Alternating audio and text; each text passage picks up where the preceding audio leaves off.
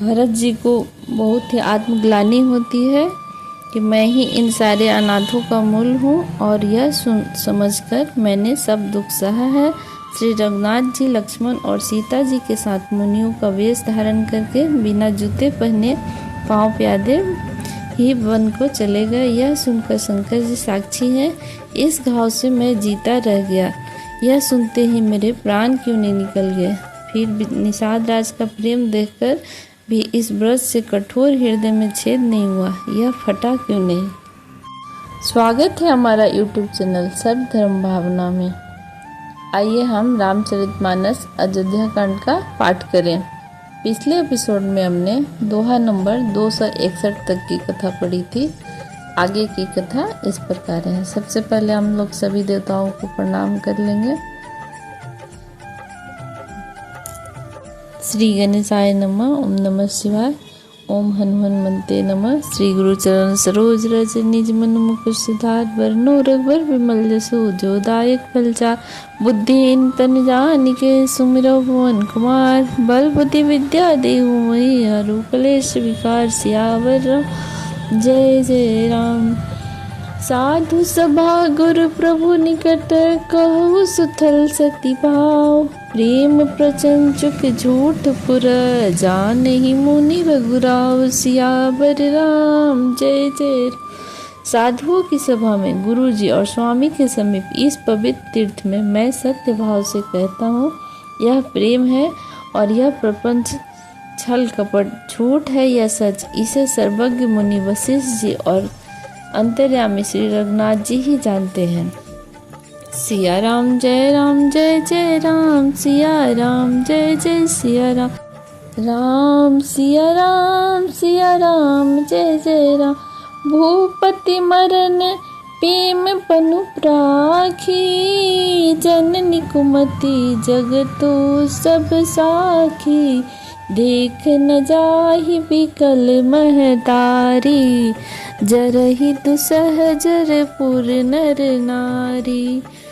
मही सकल अनरथ कर मूला सो सुनि समझो सहे सब सूला सुनि बन गौन किन्ह रघुनाथा करि मुनि बेस लखन सिय साथा। बिनु पानहि पया देहि पाए शंकर साखी रहियो एहि घाये बहुरी निहारी निषाद सनेहु कुलिसिन कठिन उर भय न बेहु। अब सब आखिन देखो आए जियत जीव जड़ सब ही सहाई जिन्हें निरखी मग साप ही बीछी तजहि विषम विषु तामस तीछी।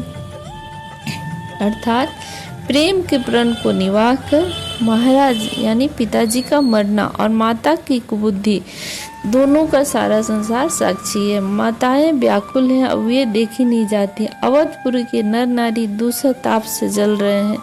मैं ही इन सारे अनाथों का मूल हूँ, यह सुन और समझ कर मैंने सब दुख सहा है। श्री रघुनाथ जी लक्ष्मण और सीता जी के साथ मुनियों का वेश बनाकर बिना जूते पहने पांव प्यादे पैदल चले जंगल वन को चले गए। यह सुनकर शंकर जी साक्षी हैं, इस घाव से मैं जीता रह गया। यह सुनते ही मेरे प्राण क्यों नहीं निकल गए। फिर निषाद राज का प्रेम देखकर भी इस व्रत से कठोर हृदय में छेद नहीं हुआ, यह फटा नहीं। अब यहाँ आकर सब आंखों देख लिया, यह जड़ जीव जीता रहकर भी सही सहेगा। जिनको देखकर रास्ते की सांपनी और बिच्छी भी अपने भयानक विष और तीव्र क्रोध को त्याग देती है। सिया राम जय जय राम सिया राम जय जय सिया राम। तेई रघुनंदन लखन सिया अनहित लागे जाहि तासु तने तज दुस दुख दैव सहाय काहि सियावर राम जय जय राम। वे ही रघुनंदन लक्ष्मण और सीता जिसकी शत्रु जान पड़े, उस कैकेयी के पुत्र मुझको छोड़कर देश दूसरा दुख और किससे सहवाएगा। राम सिया राम जय जय राम। सुनी अति विकल भरत बरवानी, आरती प्रीति विनय नैशानी। शोक मगन शब सभा खवारू, मनहु कमल वन परयु तुषारू। कही अनेक विधि कथा पुरानी, भरत प्रबोध कीन्ही मुनि ज्ञानी। बोले उचित वचन रघुनंदु, दिनकर कुल कैरो वन चंदु। तात जाय जिया करहु गलानी, ईस अधीन जीव गति जानी। तीन काल त्रिभुवन मत मोरे, पुण्य श्लोक तात तर तोरे। उर आनत तुम पर कुटिलाई, जाई लोक पर लोक नसाई। दोष देहि जननी जड़ते, जिन गुर साधु सभा नहीं से। अर्थात अत्यंत व्याकुल तथा दुख, प्रेम, विनय और नीति में सनी हुई भरत जी की वाणी सुनकर सब लोग शोक में मग्न हो गए और सारी सभाओं में विषाद छा गया, मानो कमल के वन पर काला पड़ गया हो। तब ज्ञानी मुनि वशिष्ठ जी ने अनेक प्रकार की पुरानी ऐतिहासिक कथाएं कहकर भरत जी का समाधान किया और फिर सूर्य कुल रूपी मन कुमुद वन के प्रफुल्लित करने वाले चंद्रमा रघुनंदन उचित वचन बोले। हे तात, तुम अपने हृदय में व्यर्थ ही ग्लानि करते हो।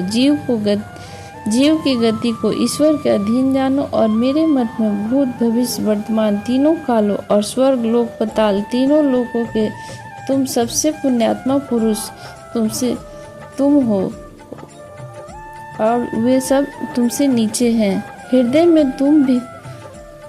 में भी तुम पर कुटिलता का आरोप करने से यह लोग यहाँ के सुख यश आदि बिगाड़ जाता है, परलोक में भी नष्ट हो जाता है। मरने के बाद भी अच्छी गति नहीं मिलती।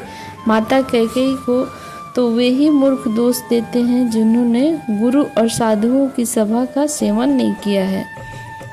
सिया राम जय जय राम, सिया राम जय जय सिया राम। मिटे ही पाप प्रपंच सब अखिल अमंगल भार, लोक सुजसु पर लोक सुख, सुमृत नाम तुम्हारे सियावर राम जय जय राम। हे भरत, तुम्हारा नाम स्मरण करते ही सब पाप प्रपंच और समस्त अमंगलों के मूल मिट जाएंगे। इस संसार में सुख, यश और परलोक में सुख प्राप्त होगा। जय श्री राम। आगे की कथा अगले एपिसोड में।